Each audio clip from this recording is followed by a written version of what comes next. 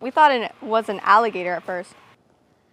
That's no Florida alligator crossing the sidewalk on this Charlotte County area. This is Charlotte County line. It's a 6-foot lizard, and it's not a native creature either. We sent NBC2 Samantha Serban to try to track down the creature and figure out exactly what it is. I've got my sneakers on and I've looked through all of this brush here off of Hillsborough Boulevard, but no luck. However, I did get lucky enough to talk to the family that caught the creature on camera. We were driving down Hillsborough and we were like, what is that?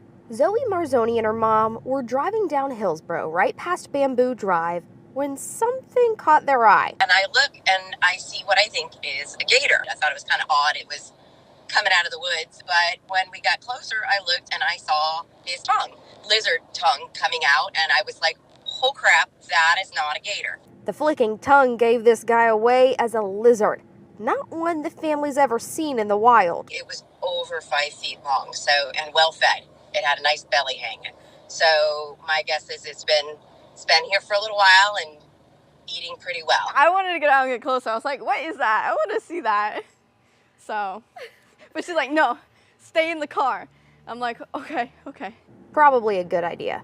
Andrew Durso from FGCU says this dark creature is a monitor, likely either water or Nile. Either way, he says it's unlikely to hurt people. Yeah, the actual danger to people is basically zero. Because, of course, they could hurt you if you went over and tried to grab them. You know, they have really strong arms and legs with big, sharp claws. They have a big, long tail, and they can also bite pretty hard. So I wouldn't necessarily recommend trying to capture one unless you feel pretty confident that, you know, you're ready to deal with its behavior.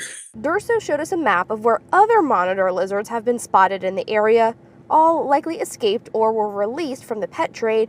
They usually eat fish, eggs, mice, or other small lizards. It was really cool, actually, anything like that before, but of course the concern is what it's doing to our native wildlife, and, you know, obviously they're pretty voracious eaters, so I can't imagine that they're good for our ecosystem.